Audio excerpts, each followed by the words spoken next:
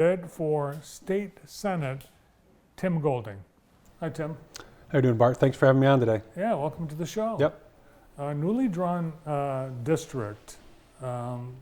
Everyone is voting in a new district Right. in the whole state. Your district, describe it geographically. Yeah, so it's most of Jackson County except for the 4 western townships. And then heading east, it goes into Washtenaw County, so it's the northwest half of Washtenaw County, including the northern half of the city of Ann Arbor. It goes up all the way up to Salem Township. And you live right in the middle. What's that? And you live right in the middle. I live in Grass Lake. Grass Lake. Yep. Is this your first time running for office? It is. I'm actually on Grass Lake Township Board right now as a trustee. That was an opening about 2 years ago when I interviewed with a couple other people. And they chose me, and here I am. But yeah, this is my first formal time being a candidate. Why did you decide you wanted to run for state senate? Well, part of that was driven by the redistricting, what I wanted to run for, but just the things that have happened in the country in the last couple of years, and in our state especially, with COVID, kind of cemented those ideas of running in my head. Things I've seen in business, government, kind of sometimes getting in the way of businesses being successful. So my wife and I had been talking about it and praying about it for years, and then COVID hit, and got involved with some petition drives and things like that during COVID. Was encouraged by some existing legislators to run for office. So in December last year, we kind of decided that we were going to do this once we knew what the lines were going to be. So.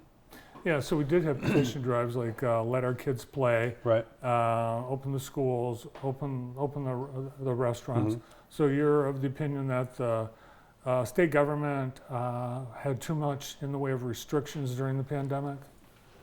Yeah, absolutely. I think when the county can be out mowing yards or mowing the grass, and people who own lawn care companies, landscaping companies can't, that's a problem. We saw businesses shuttered that are never coming back. Industries hurt, families hurt by their ability to make money. Who got to decide what an essential worker was? So seeing all that, living all that. I have 7 of my direct family are in healthcare. My wife is a nurse, my son's a nurse, 2 daughter-in-laws are nurses, my sister's a nurse, 1 daughter got her bachelor's degree in dental hygiene from the U of M. So I have a lot of people that work in healthcare, and seeing the restrictions and the things put on them throughout the last couple of years just pushed me over the edge and wanted me to get involved. I want to have a seat at the table when decisions are being made that affect my life and my business and my family. So. One of the campaign issues that I've seen in your advertising has been roads and infrastructure. Right. And I've also seen where you want to lower the tax burden on citizens of the state. Absolutely. So there's cost to fix the roads. Right. Taxes would be lower. How would you pay for the roads? Well, I don't know exactly the answer 100% to that right now, but I think what I'd like to see the government do is start doing more with less, right? I want us to look for ways where we can find programs or things in the government where money is not being spent efficiently and effectively, and take that money and put it in roads. If we're going to lower taxes, then yeah, we need to find new revenue or different ways of spending money. And being a business owner, having to stay within a budget, being a family person, having a family, being able to stay within a budget there, I think the government needs to do the same thing. And we can lower taxes, I think, and find other ways to fix the roads or pay for infrastructure. And there's already great things going on to fix those things, but we just need to accelerate that, and that's going to be one of my top priorities. The economy, inflation, that's a topic universally. Yep. We've seen ads with the governor and the 2 candidates for governor standing in supermarkets saying that they realize the prices are high and they want to lower. But what does state government have to do with lowering supermarket prices? I don't know the exact extent of how we can lower that. Supply chain issues or getting energy costs down, I think, would help be able to get things cheaper.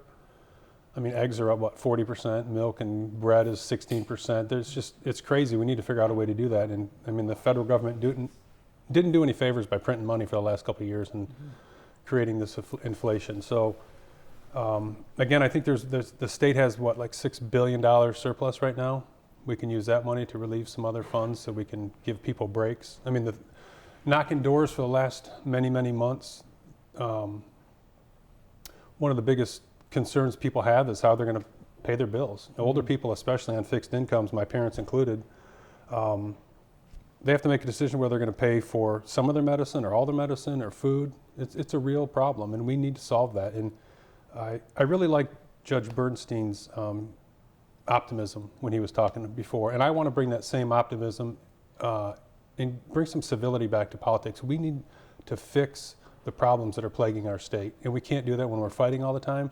So optimistically, I think we can find ways to make money available to help seniors and those on fixed incomes and stuff live and bring the cost of goods down. Yeah, we don't know, who will control the House or Nope. or Senate or even the executive mansion. But we did, as you say, saw a lot of acrimony and fighting between the branches of government in the last couple of years. Yeah, I don't think people like that. People don't like that at all. And again, going back to knocking on doors, that's one of the things I've really enjoyed over this time of candidating, being a candidate, is listening to people and hearing people and what their concerns are. And people are sick and tired of the fighting. And being a business owner, I have to get a lot of people to play nice together in the sandbox to get an addition or a kitchen remodel to come to fruition for a homeowner. And I want to bring that same skill set to Lansing to get things done for people. People are tired. Just look at the school board races all across this, like Jackson County and Washtenaw County. People are angry and mad and they're fighting all the time. And we need to be able to sit down with people and reach across the aisle and get things done and put away sometimes our own selfish wants, needs, and desires and do what's best for the people that we represent. In this case, it's 250,000 people in this district. You're not going to be able to please everybody all the time, but there needs to be consensus and we need to get things done and stop fighting. You mentioned you're a builder. Tell us a little bit about your business and your family.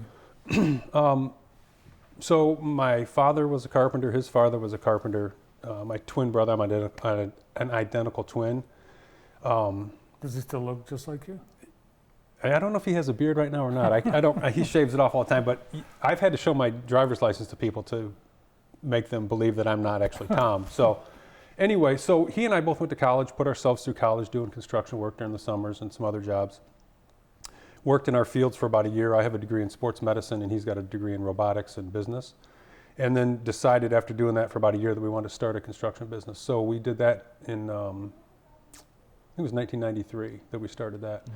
And focused on residential remodeling primarily. We have built a few new homes over the years, but our main focus is remodeling and then historic preservations and so forth. And there was a time in between 2009 and 2014 where I stepped away from the business because there just wasn't a lot of work. Tom stayed in it and kept doing it. And I went and sold orthopedic implants. So I was in the operating room with doctors selling hip and knee implants and fracture management stuff. So, but the business, we started again back in 2014 and picked up where we left off, and it's been going crazy ever since. Yeah, it's the gangbuster time for the building industry. If it weren't for supply chain issues. Supply chain and people, and that, we've been successful in business by being servants, by being coalition builders, by serving people's needs and really listening and paying attention to them. And we could get a lot more jobs done if you could find people to hire.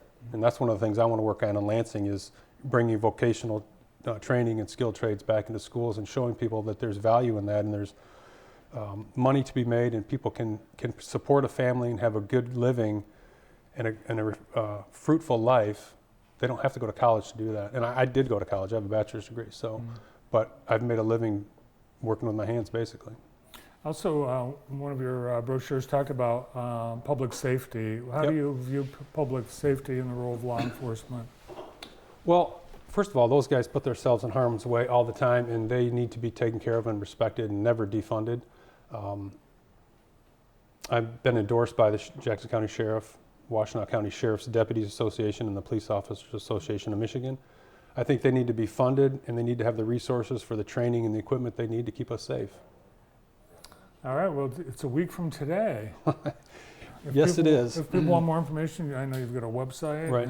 What's your schedule like for the last week of the campaign, Tim? A few more days of door knocking. Probably Saturday we'll go out and knock some doors as well. My wife and I have done nothing. We went to a wedding in Indiana for a family friend, July, I think. And that's the only time we've taken off from the campaign. So it'll just be more of the same until Tuesday next week. All right. Well, appreciate you coming in. Yeah, thank you. Thanks Good for having luck. me. Candidate for State Senate, Tim Golding. More to come.